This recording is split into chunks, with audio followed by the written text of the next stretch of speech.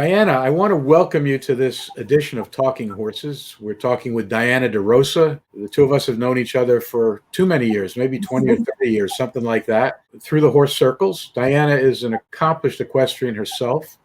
She's a media mogul because every place I look, her name is on something. She does photography, videography. She's now doing acting. She's an actress. She's been on some TV parts and some movie reels and all sorts of other things.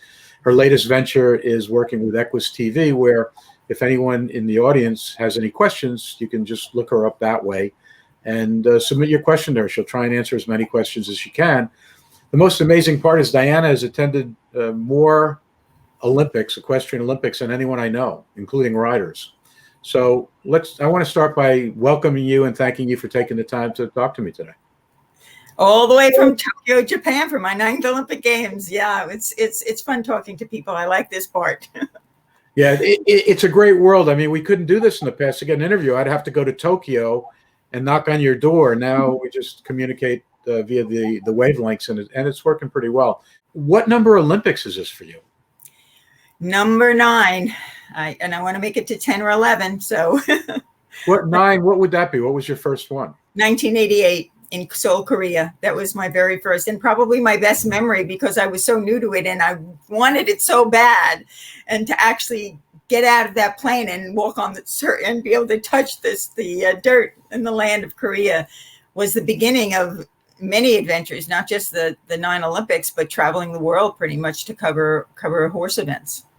Well, you remind me of the first time I ever saw horses and went to the track, and I was hooked, and you got hooked too with the horses, and you were hooked on the horses before then, but hooked on the travel bug and the educational bug, and you had a unique experience. One of my guests has already been Joe Fargis, and he talked about his experience winning the individual silver in Seoul. So I'm assuming you got to see him and partake of that joy. And then he's one of the guys I respect the most out of all the equestrian Olympiads that I know, only because he's such a nice guy. And he also won 2 golds the previous Olympics, 84, in Los Angeles. And he got not only the team, but the individual, which means he was decorated as the best rider, jumper of that moment in the world. And so you've lived some beautiful experiences.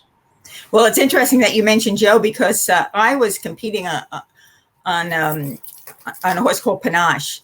And eventually I had to, at that time, I started to work with Christopher Reeve. And so I was traveling a lot for the 8 years. And so I pretty much stopped my riding. And Joe was the one that they went to. And I started to take a couple lessons for him. And then he kind of took over the horse. So I love Joe. The name of the horse was Panache? Panache. Was it a retired racehorse? Yes. You'll never guess who operated on that horse when he was a racehorse. Ah, really? Yeah. I put bone screws in his ankle. Yeah, he had never even jumped a cross row when I started with him, and then we ended. I think we were doing like a 4'1" course or something, and thinking about heading to the Olympics. But he was owned by a veterinarian, Bob Fritz, and yes, yes. I saved the horse. Honestly, this is the first time I've known you for years. The first time I heard they wrote a book, and he's mentioned in the book somewhere. So I'm not sure what that is. And I just spoke to Joe. I would have said something to Joe. Joe ended up with Panache. No, Joe didn't. And Joe ended up riding Panache when I was sort of on the road and not able to keep riding him. I can't wait to tell him that because, he's an interesting guy and it's hard to pull one on Joe. But you made my whole week just hearing that because the first time I made that connection, I heard about the horse doing well and, a high level riding horse, but he came back from, and this is why, for the audience sake, we all got in this business because we love these animals. We want to keep them going, but we saved him from an injury as a racehorse, and then he recycled and became a qualified show horse. Seoul was your best memory or your most important, or is there any one that stands out beyond Seoul? Oh gosh, there's so many great ones. I mean, I did other trips to Hong Kong, and I'm a big spa person. I love massages and stuff. And when I went to Hong Kong and Kyonj, the massages are so cheap. I remember going from place to place to place just to test out the different ways that they do reflexology and the other things. So, sure. But every trip was because I was working. I was either covering an event or what have you. When I'm at Olympic Games, forget it. There's nothing else you can do but work and try to get maybe 2 or 3 hours of sleep a night, which is why I look as exhausted as I am. Tell me a little bit about the experience in Tokyo, and especially you don't have many spectators there. Is it a totally different, unique feeling this year? Oh, so different. So different, and has been so tough on us. Normally, the hardest part of the Olympics is being here. This year, the hardest part of the Olympics, combined with the being here, was preparing for it. Every day we had to sign our lives or submit a response or get a COVID test or what have you. It was just, and every time it was like, if you don't do this, you won't be allowed on the plane and you won't be able to get into the country. Now, we've spent years. Accreditation starts about 2 or 3 years before the actual Olympics. So you've spent all of this time. You've decided, a lot of journalists made the decision not to go. I made the decision, if it was happening, I was going. And I was going to stay healthy and I was going to go. So it's been a bit of a strain, but I'm when I was in the 6th grade, my teacher asked me what I wanted to do. And I said, I want to travel the world. And I can say, honestly, I've truly done that, to so many different countries. I've been to Italy, I've been to France and Germany and, like I said, Hong Kong and Malaysia and Hungary and on and on. I've been to over 30 countries. So it's fulfilling my passion, to be able to have this job and be able to use it to do what I want to do most. Quite a background, and it's wonderful when you find your passion, you pursue it, and back to the equestrian world with us. A lot of people don't realize, unless you're really into the games, that the equestrian team isn't just one type of equestrian sport. There's dressage, and then there's eventing, and then there's show jumping, and they're three different sports. Do you have any one favorite or any one that draws your attention more, and for what reason? I probably initially would have said show jumping because that's what I was when I was competing and stuff. I loved the jumpers, and I had a couple of cool horses that I really enjoyed doing that. But I've really grown. As a photographer, you're looking at these riders behind the lens, and you're able to get close up to them when they're way far away from you, and you're using this large lens that you can get right there and see exactly what they're doing. And comparing those dressage riders, amazing rides, and seeing our team.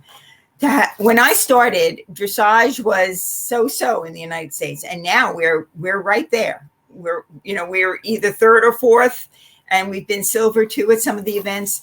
So, and I also, as it's hard, the cross country is hard because I like to see more than one jump, but the cross country, when you get those pictures back, wow. I mean, you're talking about huge, humongous fences that you can, you see these horses as if they're in flight. It's so phenomenal. And the show jumping, I know a lot of the people. I mean, I do know a lot of the people from all the sports, but the show jumping is my baby because that's what I did when I was riding. So these large fences on the eventing, just briefly give me an idea for the public if they haven't tuned in. They can tune into any of these events that are still going on, NBC Sports, and I don't need to say all the times, etc. You can look it up yourself. But tell me, just mention 1 or 2 different types of jumps that these horses literally have to go across, and it's not natural for them in a wild environment to just approach something like this and just say, I'm going to go over it. They go around it. So what do they have to go over? They have to drop down banks that are really, you look down and it's scary looking down. They have to go up hills. They have to go through water. And in the water, coming out of water is not easy. So in the water, there are jumps that they have to negotiate. And it could be a log jump or it could be a created. Usually, whatever country you go to has taken their culture and they've adapted that into these jumps, or the course designer has done that. So, I remember, when I went to Hong Kong, they all had that Chinese flair to them. So I'm sure here they're going to have that Japanese, but underneath that flair is going to be, a table, a huge, and when I say a table, you're talking maybe 6, 8 12 feet wide, some of these things, and that's the easy ones, and when they start to have to jump down banks or into water or do some of these other things, or a very narrow one where it comes to a point, and then they have to jump between that point and make sure that the horses keep going, because it's hot here in this wonderful country of Japan. It's hot. And so they've done all different types of things to keep the horses cool and keep us cool. But it's a test. It's a test to the finish. Well, I would have to say that these horses and riders are a team, and they've been working together for years to get to this point. And the horse actually has to trust the rider implicitly that he's not steering them into, or she is not steering them into harm's way, because it's not natural to go over these major jumps where you can't see what's on the other side, or go into water, which you don't know how deep it is or what's on the bottom. So they would tend to want to go away from them. So to encourage these horses to do that, and quite frankly, it's probably, you could correct me if I'm wrong, but of all the three types of disciplines, I would think that eventing is potentially the most dangerous. Yes, absolutely. For the rider. Yes. Yeah. Absolutely. And maybe for the horse too. And, I want to assure anyone listening that these people have spent their lives with these horses. They're like their kids, their babies. And any of us, as a veterinarian, I didn't go to vet school to do anything other than make sure they were happy and healthy and fit, as we just found out earlier with a surprise to me. But, and you rode, and that's was your passion. One of the riders, I interviewed the veterinarian for Team Israel before, and unfortunately their best rider, Daniel Blumen, who I got to know a little bit from the Hampton Classic when he won, and I talked to him and interviewed him, and he's a great guy and probably their best rider, but his horse had a problem with qualifications as far as the paperwork, strictly paperwork. And they held tight, and they said, no, we're not budging. You didn't make it. But brings up another point, because we have issues in the racing world. And, now the thoroughbred racing is going to be overseen essentially not by the Olympic Committee, but by the same people that organize the drug testing and everything within the world of Olympics. They kind of brought it upon themselves, and, good for the people that are doing it, although it would have been better if they were smart enough to self-govern. Safe sport, right? Yeah. It's when you get those eyes on you, people, the one thing I really have to say, though, is that I don't think people realize how what you say is so true. These people love their horses. They will go over the moon. They'd feed the horses before they fed themselves if money was tight. They take care of every part of that horse's body. They give it massages, and they use essential oils, and they make sure they cool them down after they ride. This is all about a passion that if that horse doesn't work, if that horse doesn't succeed, if it gets sick, they're nowhere. So they really baby them and take care of them. Well, we're getting to a wrap-up point here, but only because you brought this up. It's something that was dear to my heart that I want to mention. I was at the final show of the Ringling Brothers Circus, and I never saw something so upsetting in my life, because there were these Mongolian horsemen that lived with the horses, and they traveled with the horses, and everyone in the family had a position with them. When the circus closed down, their whole careers, their livelihood, their family unit all closed. And literally, I saw these big grown men who did amazing feats in front of us for, I'm sure, not a lot of pay. They were crying. They didn't know where to go, who to turn to. They couldn't understand why people would put them out of business, because they love these animals. So I don't want to end on a bad note, but I want to end on a note that I do this with everyone that I interview in every sport, whether it be racing or jumping or polo or anything. I'm just wishing all the riders and all the horses a safe trip, that they all get through okay, and that everyone does their best performance. And I can't thank you enough for giving me some more of your time. And maybe before all the events are over, we'll get a chance to rehash a little bit more, take some good notes and some pictures. But I would encourage anyone to give you a holler if they want to talk to you directly.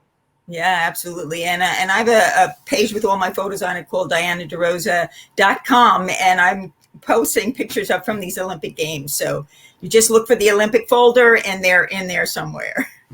Okay. Thank you so much, Diana. I appreciate it. Great talking with you, Doc. Okay.